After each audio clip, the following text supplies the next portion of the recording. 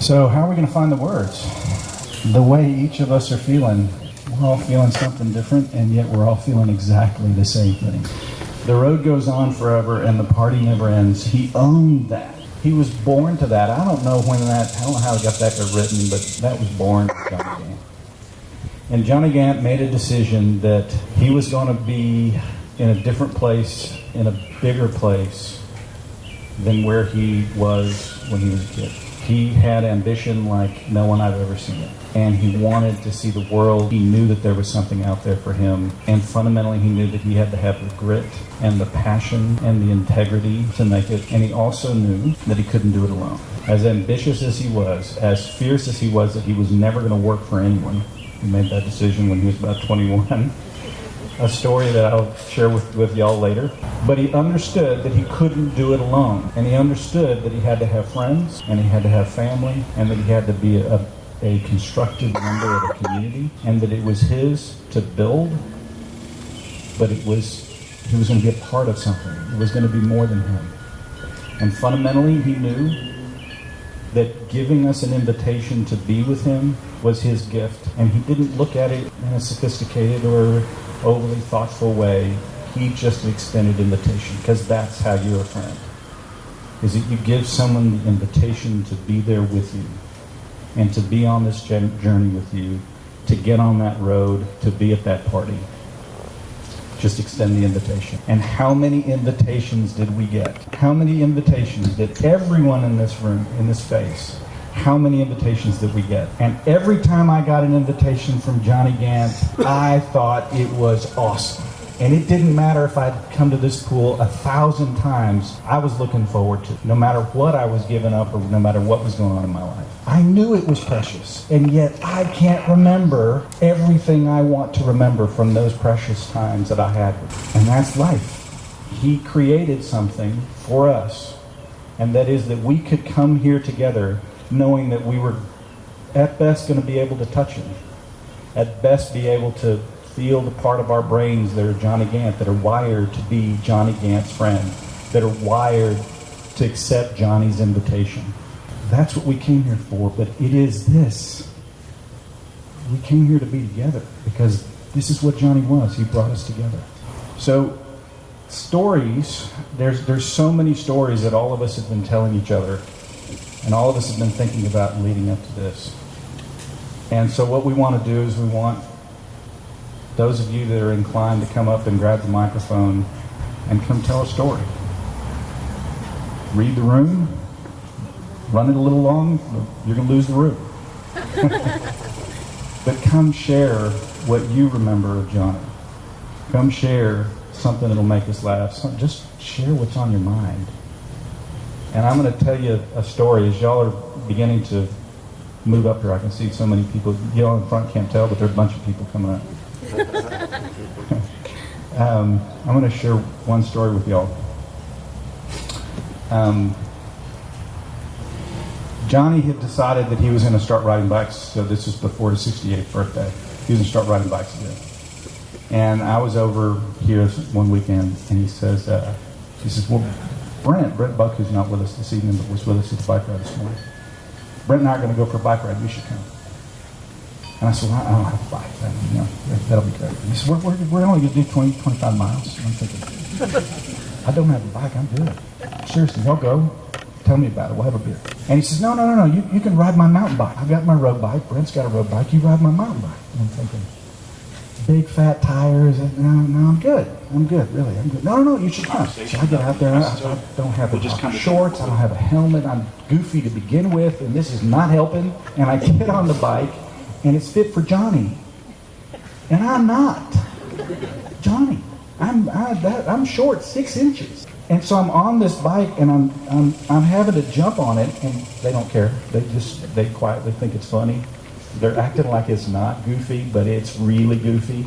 And I'm having to get on the bike, and I'm teetering. It's not safe. We're going to hear a bunch of stories tonight about it was not safe. So we're riding along, and I am literally riding this bike where I'm jumping from right to left, and it is not comfortable. For those of y'all who've not ridden a bike that way for 25 miles, it hurts. And they're just laughing, riding on the way up, and they're just chuckling. And it's remarkable, I don't feel bad that they're laughing at me. I'm thrilled to be there. I am thrilled to be on this bike, to be miserable, to be with them, because it just was. It wasn't anything complicated. We were just going on a bike ride. And when I got back from that bike ride, I was grousing and I was making as much of it as I could. And I went and got a bicycle and started riding with it. I was thrilled to have that moment with it. That's my recollection of Johnny Gantt. The Johnny Gantt that made us do stuff that was maybe not the best thing to do, but it was fun. So if we'll raise a glass to Johnny Gantt and to all that he brought to all of us and to bringing us together tonight. To Johnny Gantt. God bless him. Here, here.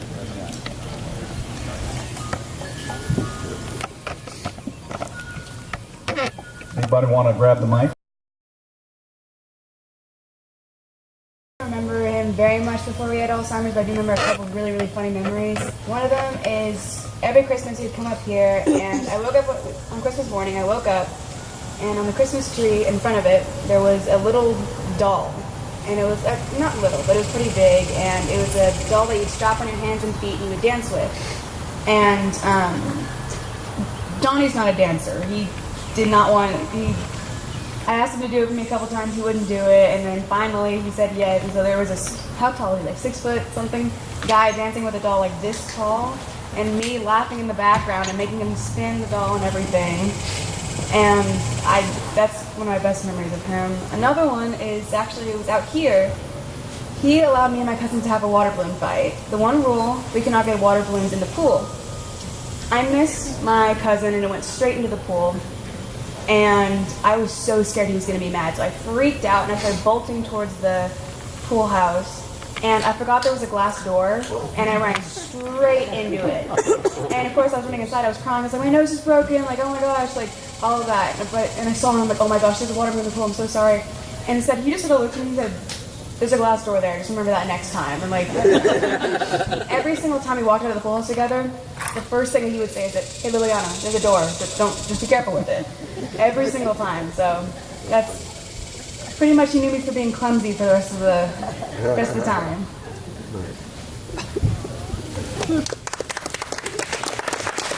Thank you. So I got started in the aviation business very young. I was 18, and the first month in the business, I started hearing about this Gantt aviation. I never worked for Gantt. I was always a competitor. But I heard about this legend, Johnny Gantt, and it really didn't matter what you were doing in the industry, no matter where it was, you'd eventually hear Johnny Gantt's name. And through the years, I had the opportunity to meet some of these great folks over here who were all in that Gantt picture and became wonderful friends. About a decade later, we were looking for a place to move. My husband and I lived in Florida. We just had 3 kids very quickly, and we focused on Austin, Texas. And once we started looking in Austin, there was this community in Georgetown that kept calling to me. And of course, I knew some of the people here from the aviation business, but it was the community that Johnny had created here, and bringing all these incredible people together that drew us here 15 years ago. And in those days, I knew Johnny. I'd see him at the airport and wave to him, but I didn't know him very well. But in 2009, my dad's here somewhere where he is. It was a March day. I remember the day. It was the first warm day of the year.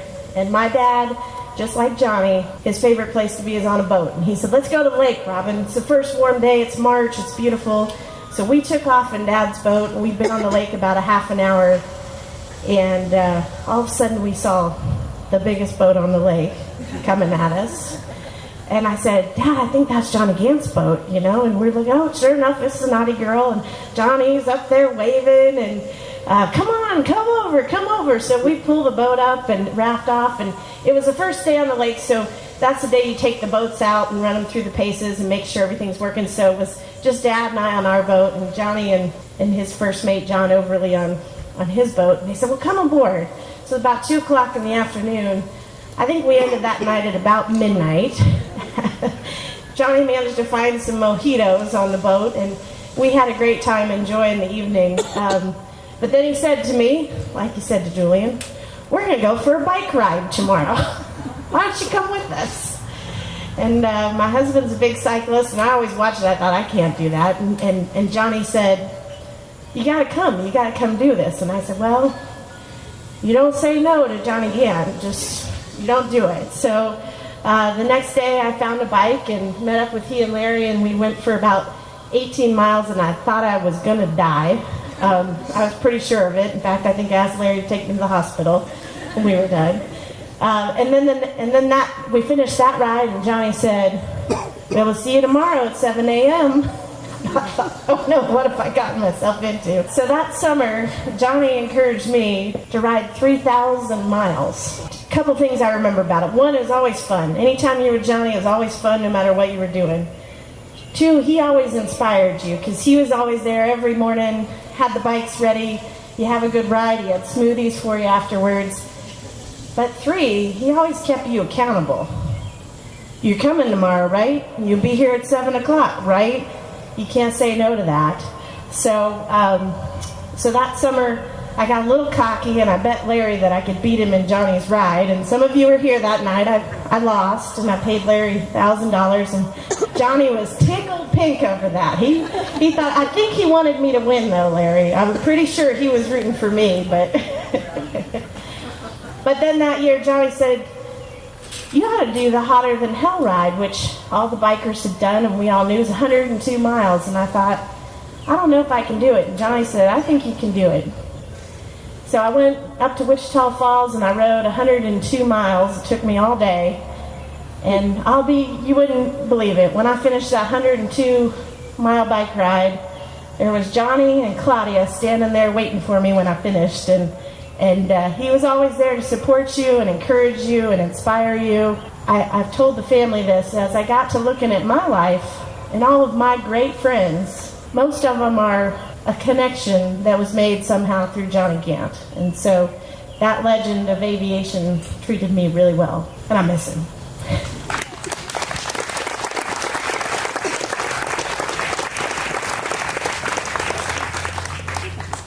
So when y'all think of Johnny Gantt, what comes to mind?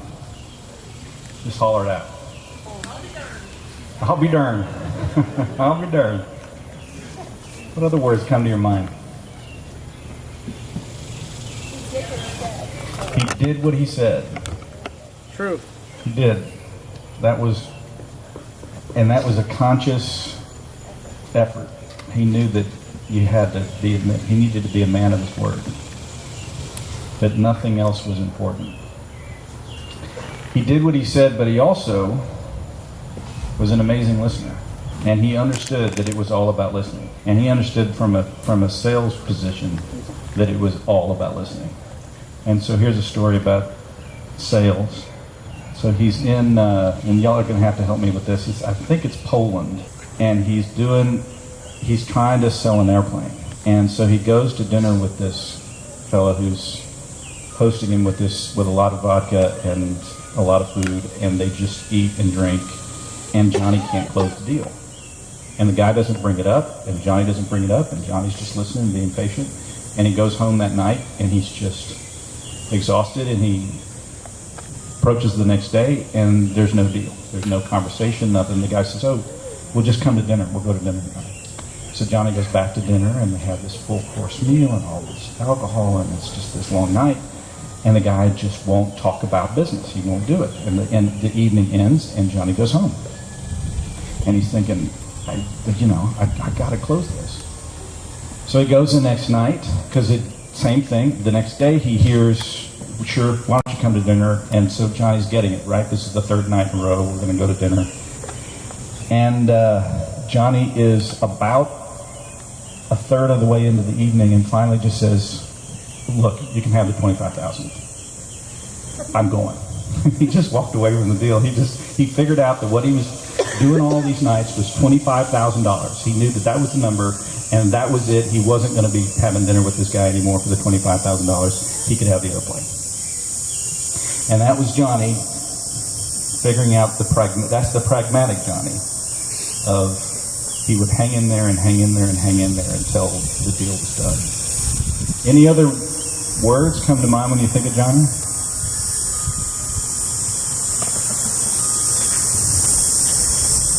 Or stories, even better. Testify, brother. All right, brother.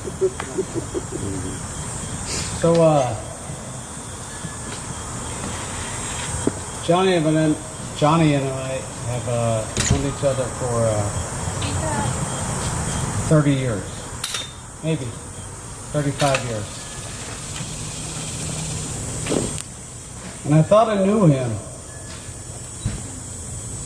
because I told some stories tonight about him shepherding me through aviation sales and the way that we held our cell phones up to our heads together in the 90s. And the way that we talked about beach jets, King Airs, and all this cool, shit that we dealt with every day. I mean, really. Johnny and I, my dad, guys like Jack Pruitt,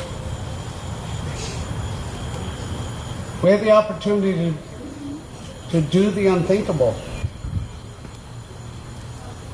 We bought and sold airplanes in a time that no one understood what the opportunity was about. We sold the experience of transportation, of life. It was really. It was an opportunity for all of us to talk about the way that we could take a moment in time and present efficiency for everybody. So anyway, so I was thinking about Johnny tonight, and I thought about this opportunity at this time that we had together 35 years together, and called up on his phone, his car, and he said, "Telephone, call your May." And the phone called your May. This was in 1992, maybe 1993. It's this ugly burgundy Cadillac. But I called my wife that night, and I said, "This is amazing." I hung out with this guy tonight, and he told his car to call his wife. And it was so cool. The car called his wife, and he talked to his wife. The reason I share this with you guys is that Johnny was a steward of technology. He looked forward so much more than most of us. He looked forward to the opportunity to understand what was available to him. And that day, when he called your May in 1992 or 93, when he and I were driving out to the tropical hideaway. Anyone ever been there? It's a really cool place. All right, so we were driving out there in 1993, and he called your May, and I had this opportunity to understand what it meant to look forward in business. And Johnny was really cool. He talked to his phone. He said, "Telephone, call your May." And the phone called your May answered, and all of us can now sit back now and think about that. So simple, so easy for all of us today. 30 years ago, Johnny was a pioneer. Johnny is still a pioneer. He's still influencing our thoughts. He's wanting us to think ahead and think forward and understand what we're not looking at. That was really cool. So tonight, when I had the opportunity, and Jay said, "I want you to talk for just a bit." He said, I had to go to the restroom, and so he had me go back into Johnny's office. And it was really kind of cool. Horrible to talk about this. I mean, it's a restroom discussion. But I went back into Johnny's office, and I stood there and I thought about it for just a minute. And then when I walked back into Johnny's office with a big, huge Texas chair, the only thing I saw on all the bookshelves, there were no pictures of money. There were no pictures of gigantic airplanes being sold. The only thing I saw across expanses of bookshelves were pictures of his family and the people that meant everything to Johnny. And I want all of you to leave tonight thinking about Johnny's life was not about who he was, but who he could serve. Johnny's life was about being a man that set up opportunities for all of you guys right here. He did this for you. Johnny's life was for making my opportunities in aviation to be incredibly easy. I run on the shoulders of Johnny Gantt. So I offer this opportunity for all of us to raise up our glasses. Johnny Gantt, tell him we love him. I love you.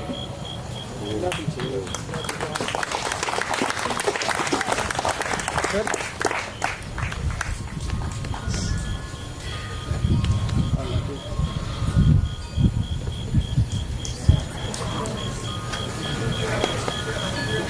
I was part of the generation that came here for Easter. It was really fun. This place is kind of like Disneyland, you know. I don't have as many stories as y'all, and I haven't done as long as y'all, but I think it's hard to tell how much someone impacts your life until they're no longer impacting it. And after riding the bike today and coming here, it's a lot. I put it all together as I'm older, see how much he's really helped me grow up and, you know, all that. I didn't have a lot to say, I just thought it was important. He did a lot for me, and it was really cool. And you feel like family, so yeah. Thank you very much.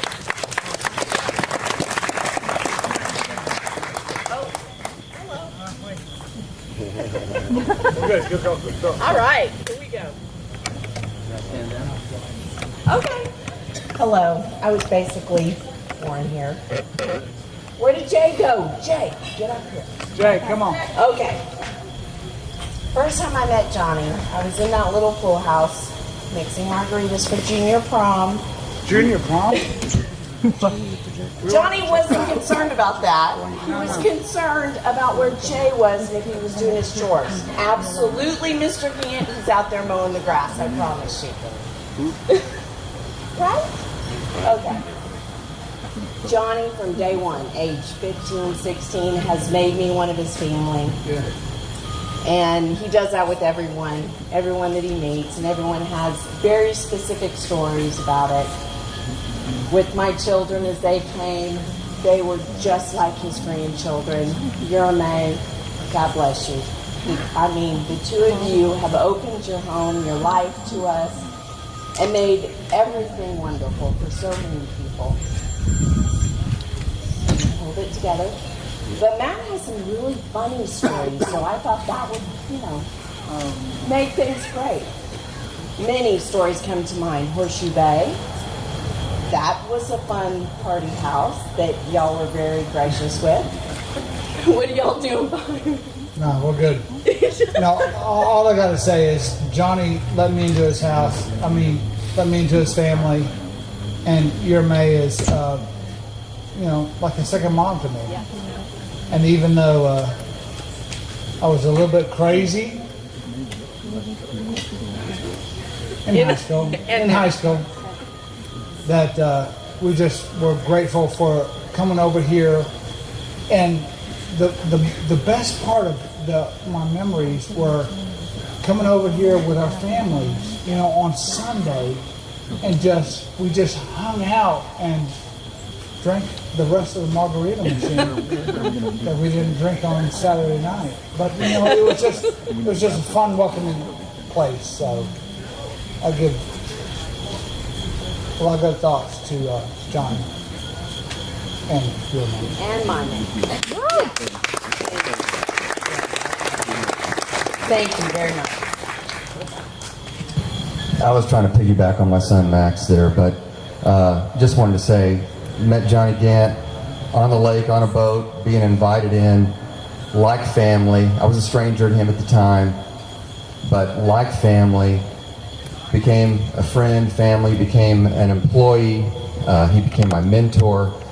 He treated my children like his grandchildren, taught me business, became a partner. After our business took different paths, he recruited me on the bicycle and passionately, generously changed my life with a bicycle, the way he did with business. My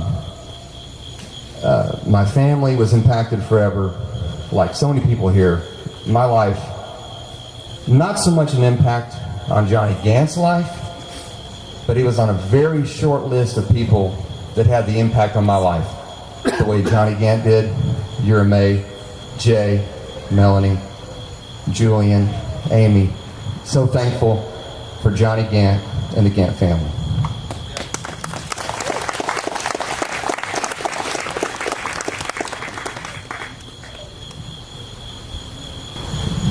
I had the very good fortune to work for Johnny Gantt for 15 years. And one story that Larry was just talking about that was funny at the time, but not to me. But Johnny always kidded me about flying the airplane with my hand on the control yoke, even when it's on autopilot. But autopilots make uncommanded turns sometimes, so I always felt like that was good for me. But Johnny and I had been to Dallas one day, and I had a 421, and he had a Cessna 421, and we were coming back about over Waco, and he said, "So you still got your hand on that control yoke?" How's he know that? I looked around, and he's got his airplane right here. He said, "Don't move. Turn around and look forward." Said, "I'm not going to hit you." And he did. So I'm thankful for that. But that was it was a pleasure being able to work there and watch that company grow into really to the national, international powerhouse that it did. And I was just very grateful to be a part of it.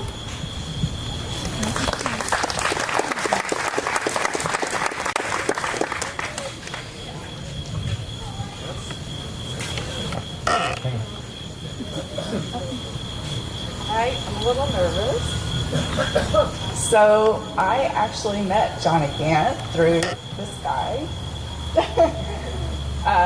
I was working at Textron Financial and Aviation Finance Division and bugged him so much, quit my job, moved back, and bugged him to hire me. And he said, "If you're that persistent, you're going to make a great market researcher."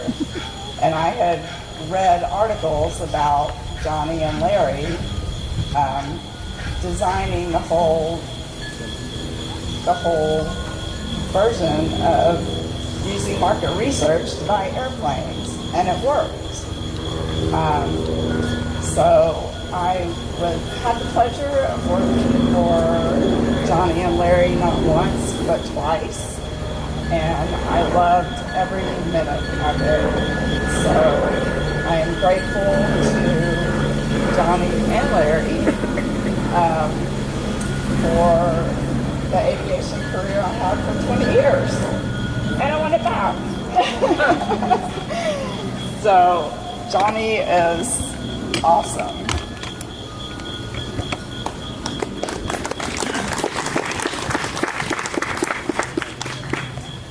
I met Johnny in 1977 at an airplane auction in Oklahoma City. The company I worked with in Indiana had a 421, and he was the 421 king back then, and they sent me down there to sell it, and Johnny was there, and that's where I met him. You came to the mic, brother. I am.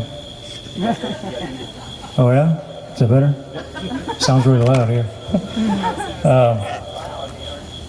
But a year later, I called him on an airplane he had for sale for a customer in Indiana, and we got to talking, and we found out I married a Texan. I want to move back, and he said come down and talk to him, and I did on Super Bowl Sunday of '79, and that was on Friday. Next day I met with Jim Caskey. I don't think Jim's here tonight. And bought a house, put a deposit on a house on Central Street for $38,000, brand new house. Flew back to Indiana. I told Libby we were moving, put the house on the newspaper Monday, sold it on Thursday. And then Eric was back here, was 5 months old. We loaded up in the Ford. My brother drove the truck, and we've been here ever since, February of '79.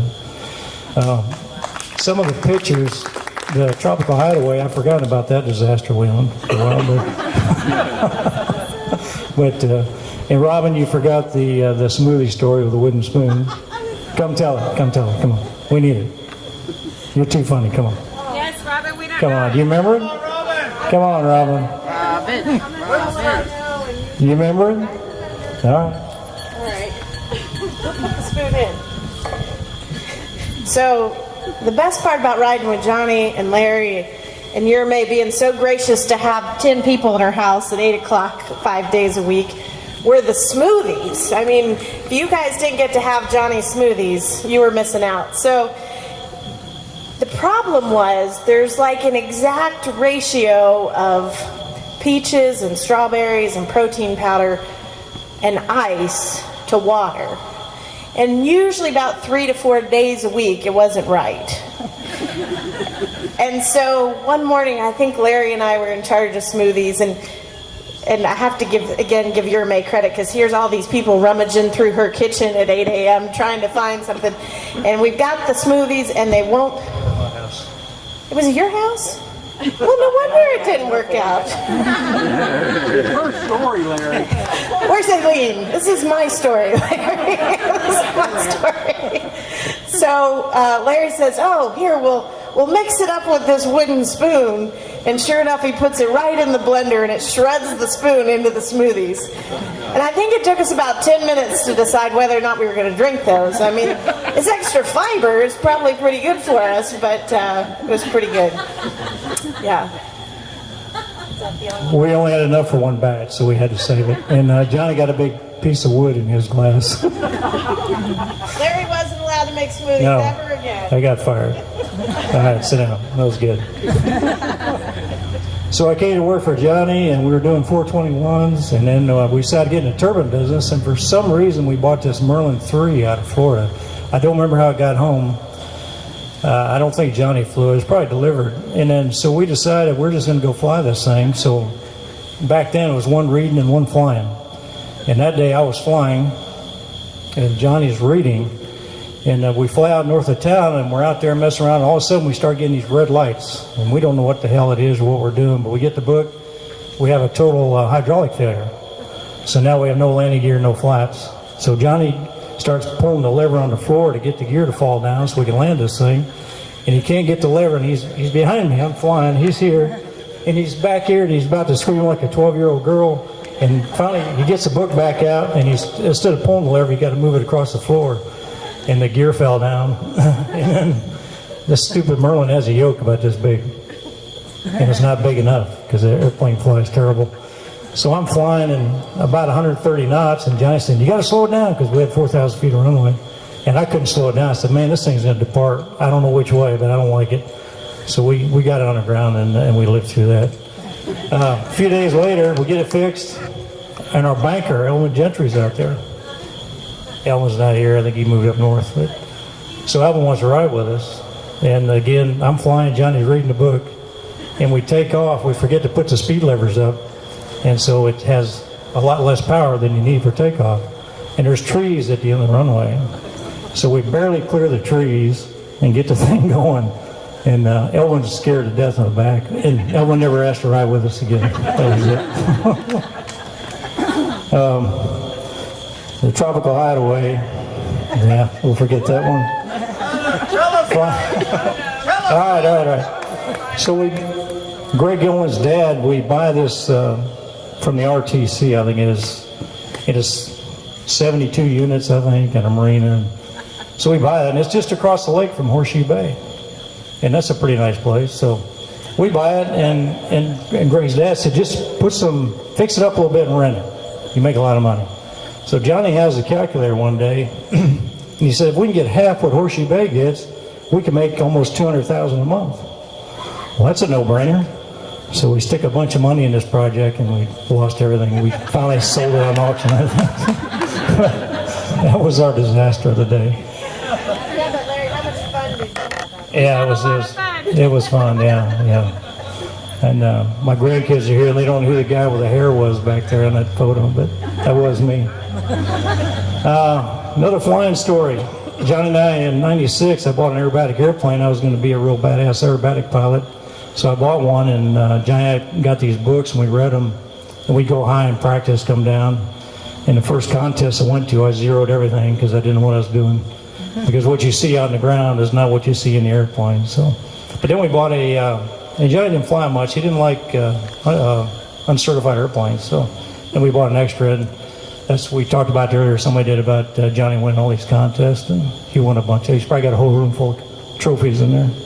I never won anything. Second place once. But we flew different categories. So Europe, we went to Europe a lot, and we bought airplanes, and a lot of times we buy two at a time. And the first one was a King Air 90 we bought in France, and Johnny went to England to buy a Turbo Commander. And and I couldn't fly the King Air alone because insurance, so Mike Fouché went with me. And so we went to France, got the King Air, flew back to England, and met Johnny. And there was a problem with Johnny's airplane, so we all piled into King Air and we take off. I'm flying, Mike's in the right seat, Johnny's in the back, and the pitch trim breaks. Well, we can't fly it like that, so we come back and land. And the guy doesn't really know King Air, so he said, well, give me a few minutes, I'll look at it. Well, about 2 minutes later, Johnny wasn't a patient guy, as you all know. So Johnny finds a screwdriver and a stick and a hammer or something, and he's up there at that pedestal. It's right here.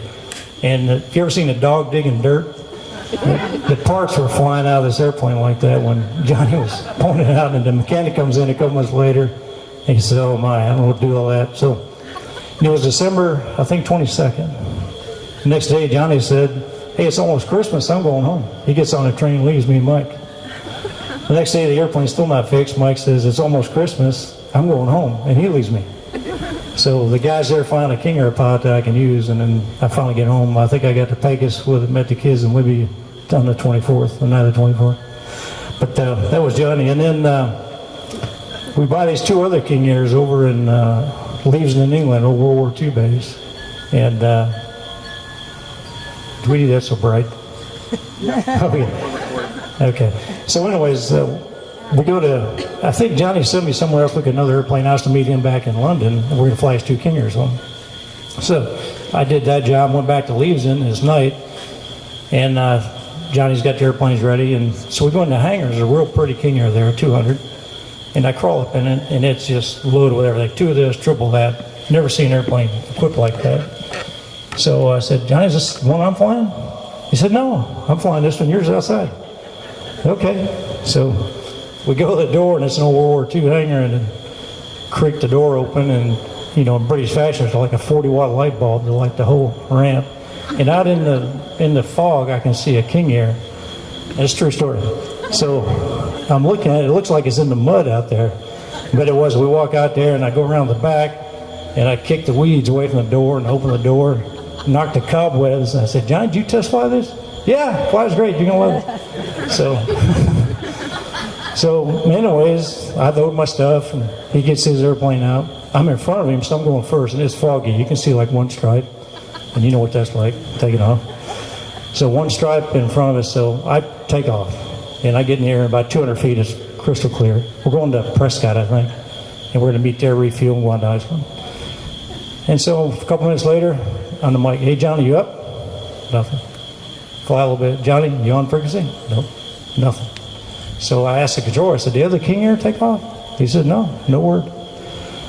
30 minutes, nothing. And now I'm thinking, Johnny crashed in the fog, and I was sick. I don't know what to do.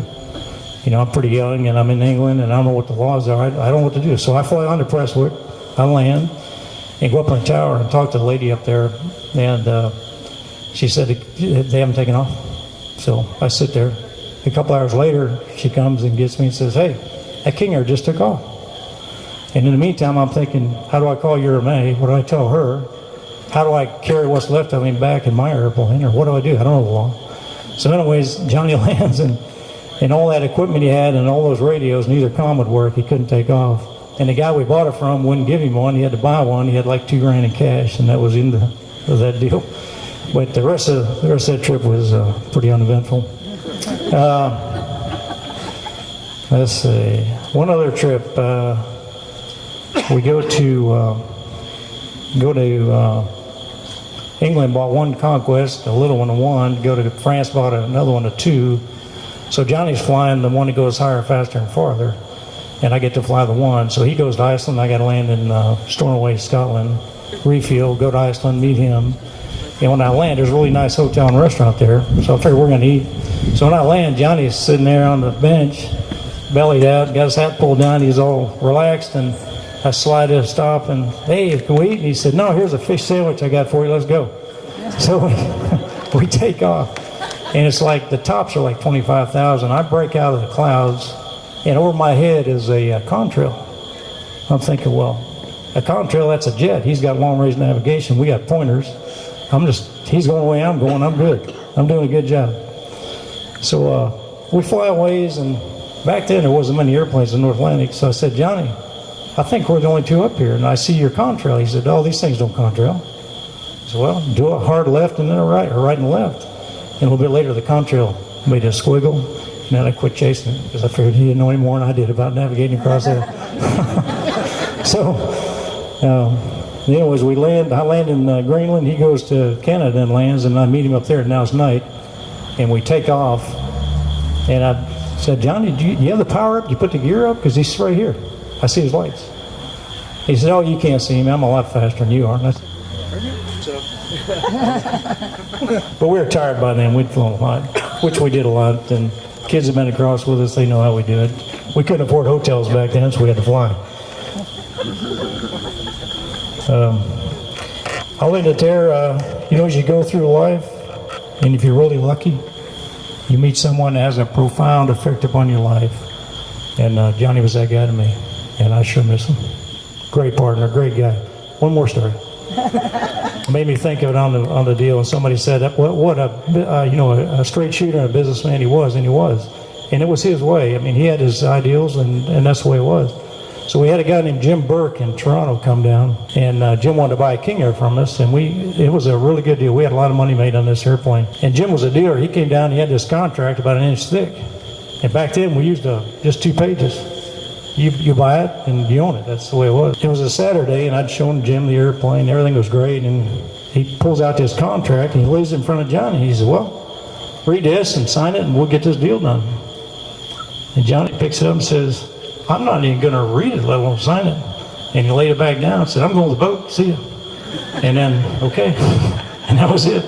A week later, Jim called and signed our contract.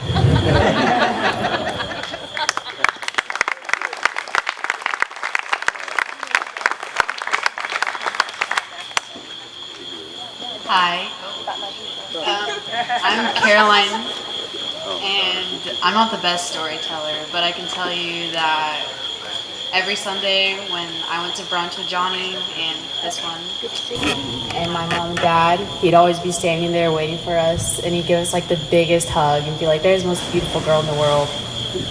Like every single time, he'd give you like that pound, those 2 pats on the back. I remember that. I don't know, like every single time. And he taught me how to make scrambled eggs, and I was like 8, I think. And he made the best smoothies. He always had blueberries in mine. I don't know about y'all, but every morning he'd wake me up with a smoothie and a smile and say, "You're mighty welcome." And that was my favorite thing. And we have a story about putty. Yeah.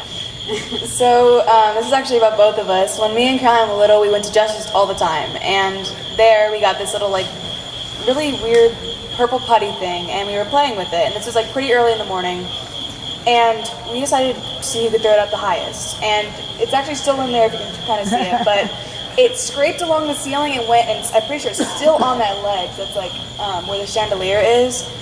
And Johnny walked in. He saw our faces. He went like this and walked right back, went back to sleep. He was not having anything to do with that.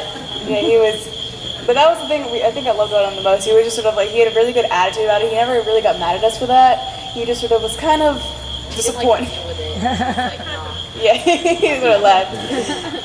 Yeah, another little thing I want to add is that like whenever I went to like a family event or anything like that, I didn't really ask if people were related to everyone, because as soon as people walked in those doors, honestly, I just considered them family, because Johnny just like had so many people. Like I actually learned that very recently that these people I actually thought were family were not, and they were just really close friends, and Johnny just took everyone in.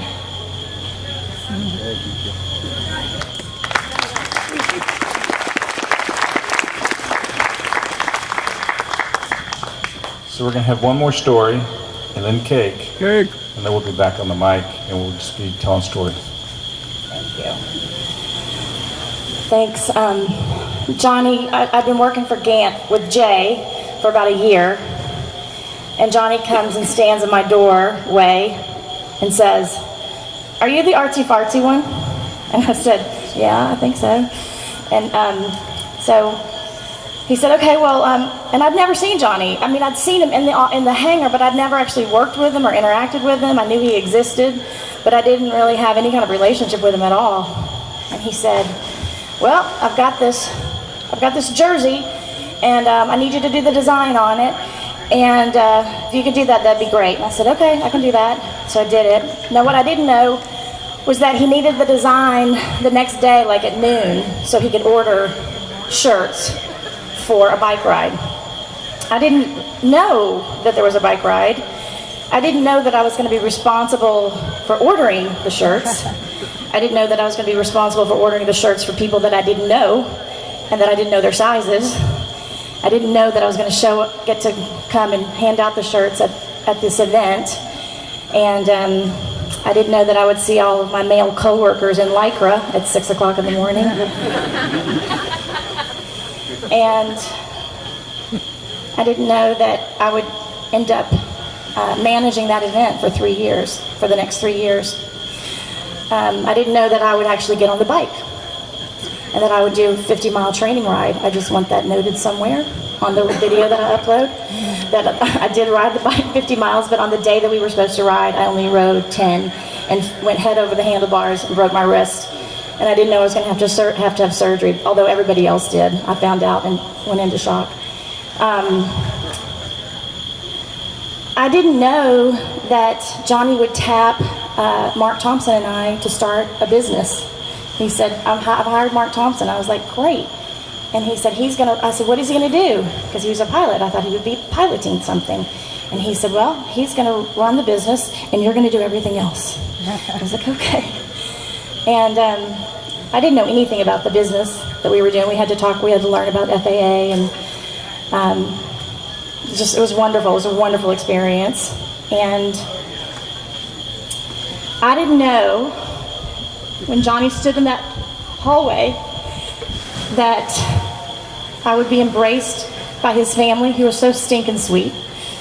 I didn't know that I would make my best friend. I didn't know that I would meet people that I would love for the rest of my life. I didn't know that my skill set would go sky high. I didn't know that my circle of influence would increase. I didn't know any of that. I was pretty clueless, kind of the way I was about getting the video up tonight. By the way, thank you guys for doing that. But I do know one thing, and that is that my story is not unique. That the impact that Johnny had on my life had on a lot of people's lives, in varying degrees, you know. And I think about when someone's gone, I always think, what did I learn from them? What am I grateful for? What did I learn? What am I grateful for, and what did I learn? And what I'm grateful for is kind of right here in this oasis. You know, I'm grateful for you, Jay, and Amy and your family and your May and Melanie and Julian and your family. And I'm grateful for, I can't name all of the people that are sitting here that I'm grateful for. There's so many. And but you know who you are, and if you want an ordered list of how I feel about you, I can get that for you too. There's a few that are in the top 10. And that's what I'm grateful for. And what I learned, and this is probably the biggest thing that I learned from Johnny, and it makes me so emotional. It's so simple, but it makes me so emotional. He had a party for his birthday. He made it happen for 3 days, and he bought everybody a jersey and Lycra shorts.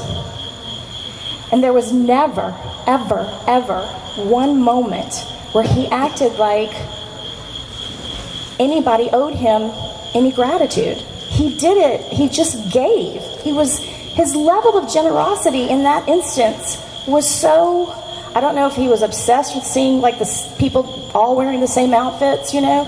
I don't know what it was, but you know, he served the best food. We had the best sag wagons, we had the best jerseys, we had the best steak, we had the best time on the boat, we had the best of everything, and he just gave it. He was so generous and so, the freedom that he had in giving was just so lovely and relaxed. Like, oh, you don't have a jersey. Next year we need to make sure he has a jersey, you know? And I just, that taught me something. That it was amazing to me. It was something that I had never seen up close. And but I have an idea. Should we let them eat cake?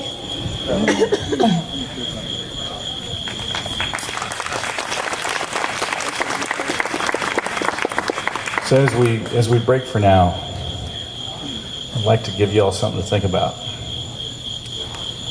Think about the first time that you heard the words, "I'm Johnny Gantt." Let's go have cake.